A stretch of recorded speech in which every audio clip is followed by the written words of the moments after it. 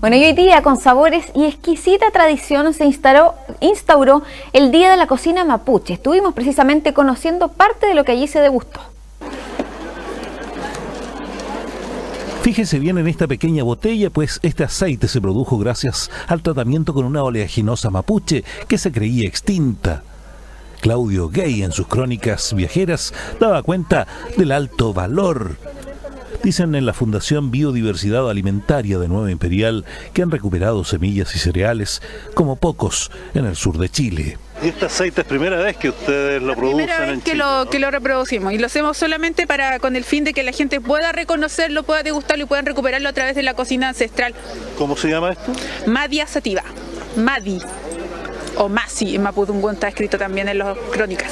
Maíces palomeros, maíces para chuchoca, maíces para harina, para motemey, etcétera. ¿Y ustedes lo distribuyen entre las comunidades? Nosotros sí, nos dedicamos a la recuperación para poder devolverle este patrimonio a las comunidades indígenas y campesinas, que vuelva a los campos, que vuelva a las mesas, y para protección también, porque todas estas variedades que están aquí son variedades olvidadas. Pero claro, había que mostrar la gastronomía y de la más selecta, pues en el pabellón de la Araucanía se reunieron para festejar en grande el Día de la Cocina Ancestral de nuestra tierra.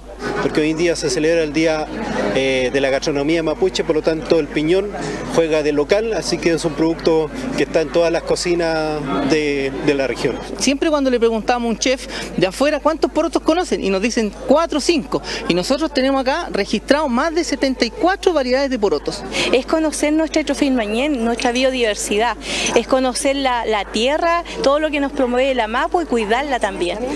Pero si hay comida, hay variedades en artesanías, complemento inequívoco del desarrollo turístico de este tipo de producciones exigidas hoy por el mercado. Que creemos que forma parte de la identidad y que finalmente hace parte de una experiencia que nosotros creemos que es distinta a todo lo que ofrece el resto de Chile. Darnos a conocer como empresa mapuche que somos, tenemos este servicio que mucha gente nos conoce, venimos a mostrar el turismo en nuestro territorio, a potenciarlo. Sí, la gente nos pide cosas más económicas o para su pequeña hija, entonces hacemos cosas más pequeñas también, entonces a gusto del cliente. Estamos construyendo la ruca más grande de Chile, con capacidad para 350 o 400 personas dependiendo de la actividad.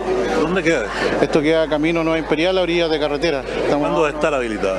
Esperamos que está en construcción, terminar en Huachipanto en junio de este año.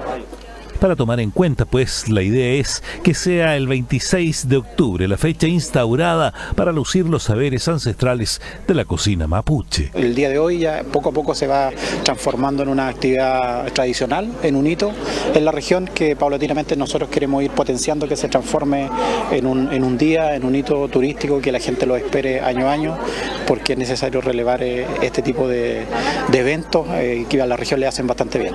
Creo que era muy injusto que no tuviéramos un día que reconociera esta tremenda actividad, y hoy día junto a nuestra Corporación Desarrollo de Araucanía, nuestro gobierno regional, hemos querido apoyar, financiar esta iniciativa, poner también a disposición nuestro pabellón, porque creemos que es muy importante relevar esto. Cuando hablamos de una región que tiene que mostrarse al mundo, que tiene que mostrar otra cara, bueno, el turismo también se vende desde el punto de vista gastronómico, y eso es muy importante.